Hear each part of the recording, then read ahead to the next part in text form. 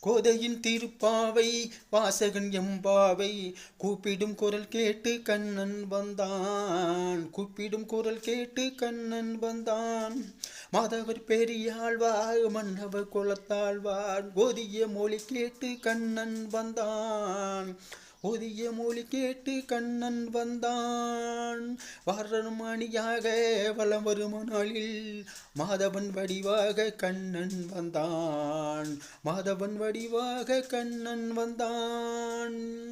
மார்கழி பனி நாளில் மங்கையர் இளந்தோளில் மார்கழி பனி நாளில் மங்கையர் இளந்தோளில் கார்குடல் வடிவாக கண்ணன் வந்தான். கார்குடல் வடிவாக கண்ணன் வந்தான்.